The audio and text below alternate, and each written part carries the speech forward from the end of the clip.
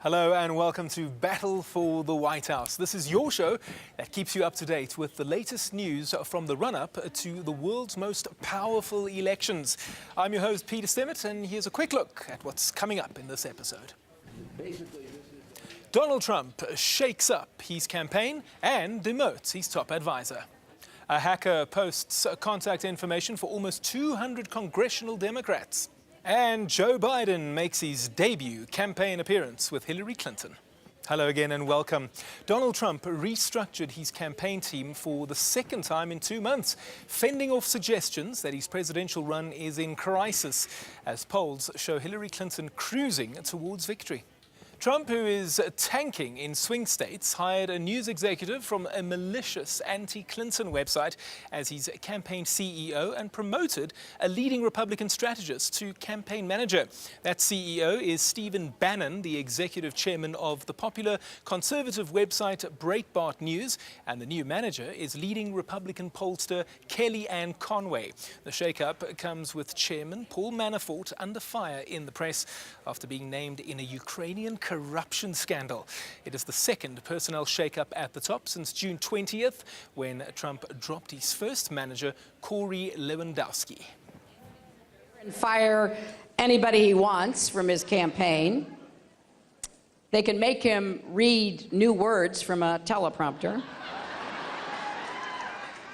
But he is still the same man who insults Gold Star families, demeans women, mocks people with disabilities, and thinks he knows more about ISIS than our generals.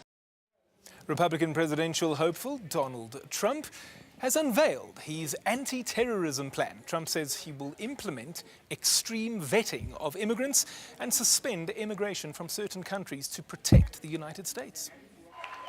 Republican presidential hopeful Donald Trump unveiled his anti-terrorism plan, saying he would implement extreme vetting of immigrants and suspend immigration from certain countries to protect the United States.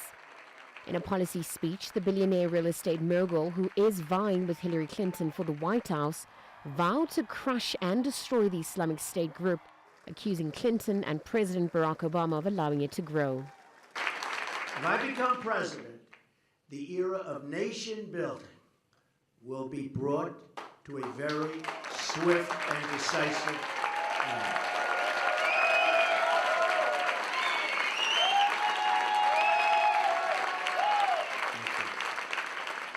Our new approach, which must be shared by both parties in America, by our allies overseas, and by our friends in the Middle East, must be to halt the spread of radical Islam. He also pledged to launch a commission on radical Islam to root out jihadist networks and stop radicalization of young Americans. Trump called for a new approach to fighting terror, slamming the policies put in place by Obama and Clinton, who served as his first Secretary of State. We should only admit into this country those who share our values and respect our people. In the Cold War, we had an ideological screening test. The time is overdue to develop a new screening test for the threats we face today. I call it extreme vetting. Meanwhile, Clinton believes that part of the appeal for her opponent Donald Trump is xenophobic and racist and misogynistic and offensive. I have said we are not going to be deporting hard-working people and break up families. I've been on record for a year and a half about this, and that will be how I direct the Department of Homeland Security to act. So we have to reject and stand up against the appeals to the kind of bigotry and the use of bluster and bullying that we see coming from Trump's campaign. But let's not forget the real economic challenges that too many Americans of all backgrounds are facing today. Now, many critics say Americans are starting to see through Trump's hateful ideology as the poll gap between him and Clinton widens. Let's take a look now at statistics of the national origin of illegal immigrants coming into the States. Here you can see this pie chart giving you an indication. 56% from Mexico, not surprising. Also 22% from other Latin American countries and 22% from Asia, Europe and Africa. So that's that look at things. But we also take a look at the states with the most unauthorized immigrants. And this might be somewhat of a surprise to you. Nevada right at the top there with 7.6%, California 6.3%, Texas 6.3%. Now remember, California and Texas, curious cases in many ways, because California will pretty much vote Democrat no matter what, Texas Republican no matter what. However, Nevada, not so much New Jersey, but certainly Nevada, Florida, and even Arizona to a certain extent are among the states that could be red or could be blue. And with Trump's rhetoric, it's not the kind of thing that would help the Republicans in a general election. Trump's revised tax reform plan came as no surprise either. His campaign had been hinting for several weeks that a partial rewrite was in the works. The presumed objectives of the revision were threefold, but Hillary Clinton highlighted the differences between her economic plan and that of her presidential rival.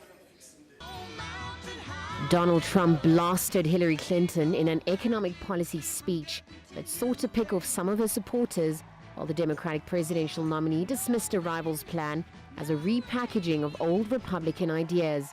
But Trump spared no comments when it came to his rival policies. The city of Detroit is the living, breathing example of my opponent's failed economic agenda.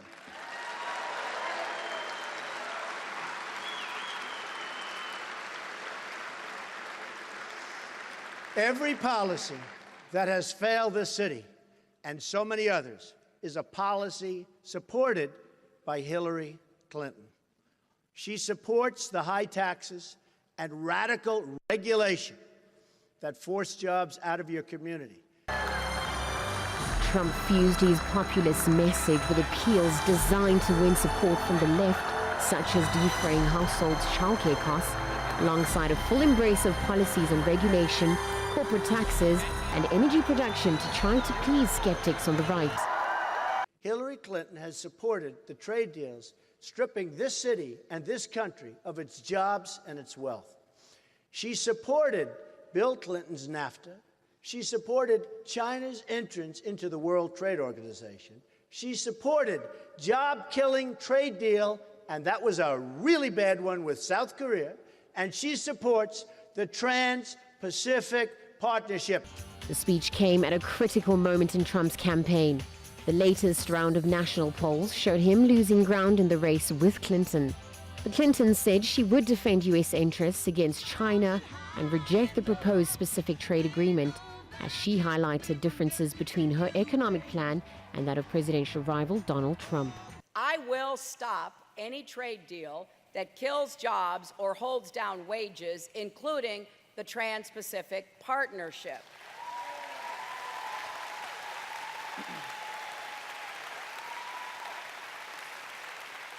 I oppose it now, I'll oppose it after the election, and I'll oppose it as president. And there is Trump's tax plan.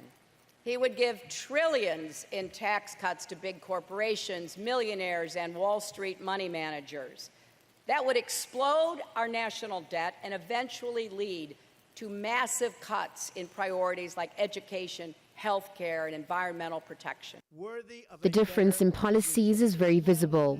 Nearly all Republican candidates argue that the tax code is broken and needs major reforms to boost economic growth, increase investment, and make U.S. companies more competitive.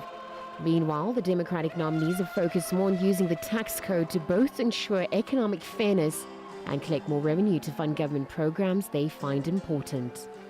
Trump's top aide has denied receiving payments from the former Russian-backed Ukrainian government. Reports suggest that there was undisclosed cash payments to Paul Manafort between 2007 and 2012. Hillary Clinton's campaign has called for Trump's team to disclose any pro-Russia links. U.S. presidential candidate Hillary Clinton's campaign is questioning the ties between the top political aide to her rival Donald Trump and a pro-Russia political party in the Ukraine. Clinton's campaign is claiming the alleged links represent further evidence of Republican nominee Trump's cozy relationship with Russia. Reports suggest ledgers found in Ukraine show $12.7 million in undisclosed payments to Paul Manafort, Trump's campaign manager. Manafort, who has had several international clients, including Philippine dictator Ferdinand Marcos, denied any wrongdoing. We want Americans to understand who Donald Trump the man is, not just Donald Trump the candidate. The composite of his career, not just from a business standpoint or a political standpoint, from a human standpoint as well. Vitlana Olifera, a spokeswoman for Ukraine's National Anti-Corruption Bureau, confirmed that the documents were recovered, but cautioned that the probe was in its early stages. It's a bit early to say if we really will have a separate investigation related to the name of Manafort, since we are still studying them.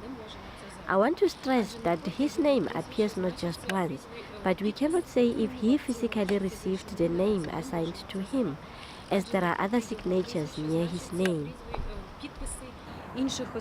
Serhiy Leshenko, a Ukrainian legislator, said he believes that the ledgers correctly reflected what he described as the funneling of corrupt money.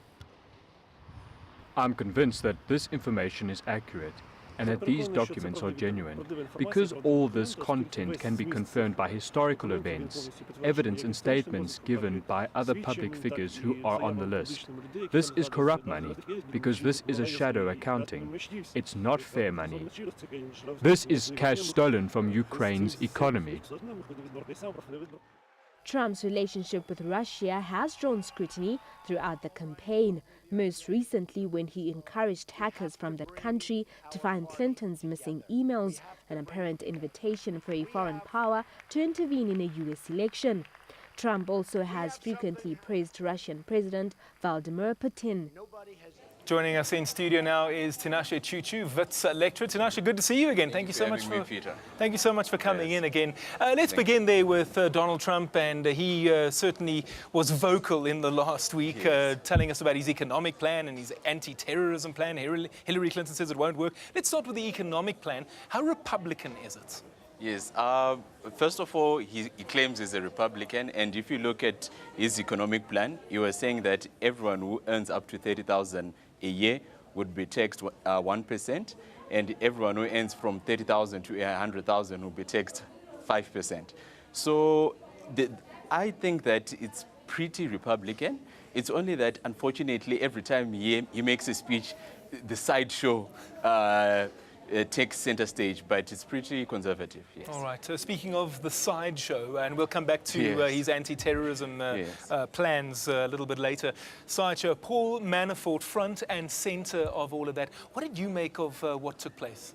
I think it's unfortunate that he had to bring in a new CEO, he had to bring in a new campaign manager, and it seems like this is undermining Paul Manafort. That's what I think, because he took out Cory Lewandowski because they felt that he wasn't in line with the Trump vision, but now bringing in a new CEO and a new campaign manager, I think it's undermining Manafort. And indeed, all these changes and these shakeups, and predictably the Clinton campaign would hit back and accuse him of being all over the show. Is that just politics, or has Hillary got a point there? I think there's a point, because if you look at the new campaign manager, you would see that we're looking at Conaway. People were saying this is a way of trying to appeal to female voters. That's what people were saying, because people actually don't know what Kellyanne Conaway is actually bringing to the table. People actually don't even know about her background, and I think Clinton would have a valid point. If to say Trump is all over the place, yes. Now, speaking of being all over the place, one of the criticisms of him all along has been that he's been very short on policies. Yes. He's got a lot to say about Mexicans and the wall and ISIS, but he doesn't actually tell us what his plan is. We spoke about economic policy a second ago. Let's look at anti-terrorism. Was he on point? Did he make any good points in your opinion? Unfortunately, with the anti-terrorism, he's saying, I have a plan to take out ISIS, but I won't tell you what the plan is. So we actually don't know what the plan is.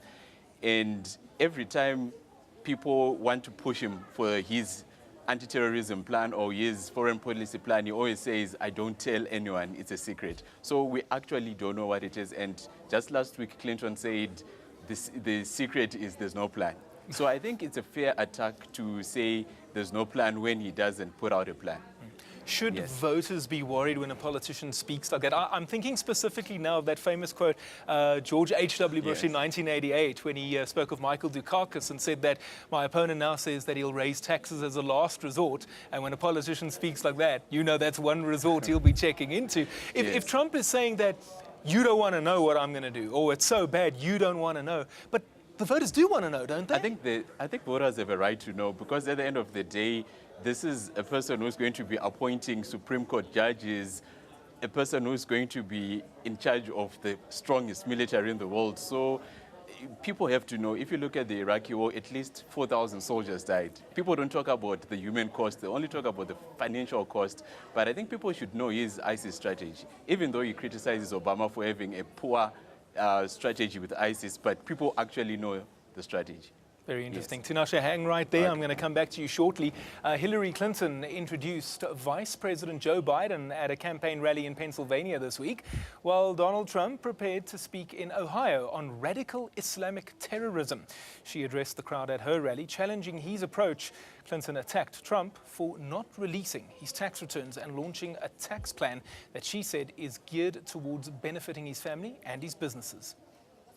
Though he has cultivated a reputation as unscripted, Vice President Joe Biden can be practiced when needed, with an instinctive feel for his audience.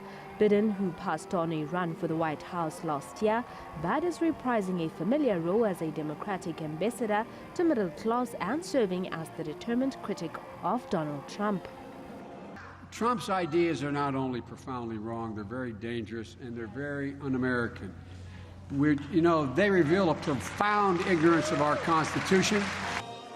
Now that Trump's public self-immolations have given Clinton a more comfortable advantage, especially in Pennsylvania, she is increasingly seeking the votes of independents and Republicans, uneasy with the former reality star.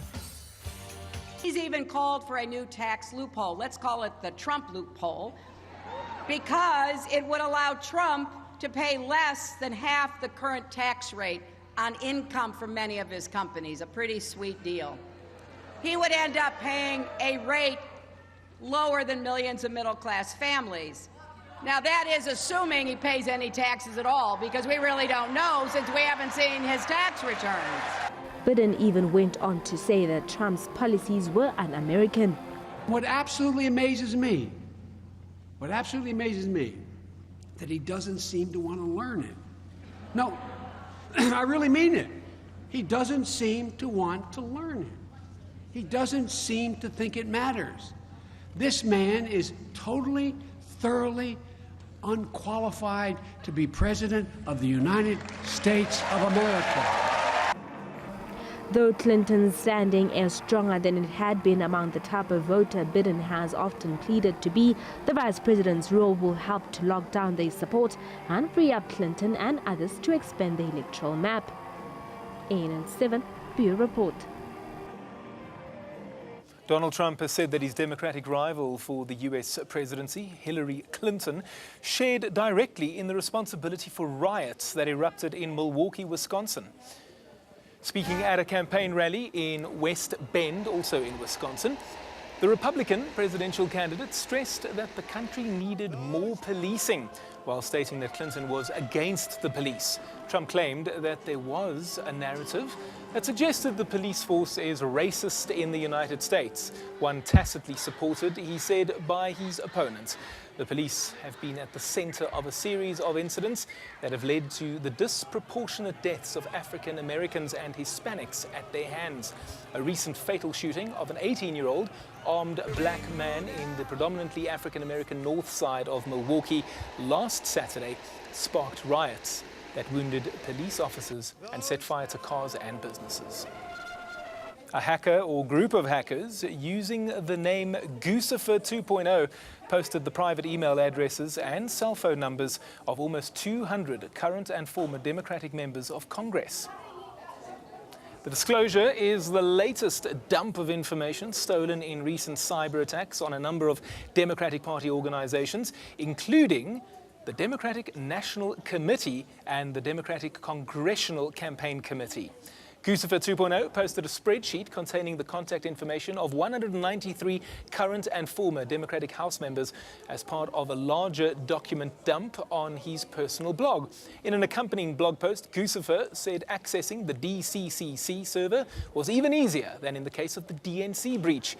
Included in the spreadsheet were the cell phone numbers of House Minority Leader Nancy Pelosi and House Minority Whip Steny Hoyer. Still in studio with us is Wits lecturer Tinashe Chuchu. Let's start with that cyber attack. It's the kind of thing that could potentially be blown out of proportion. How serious is this one in your view?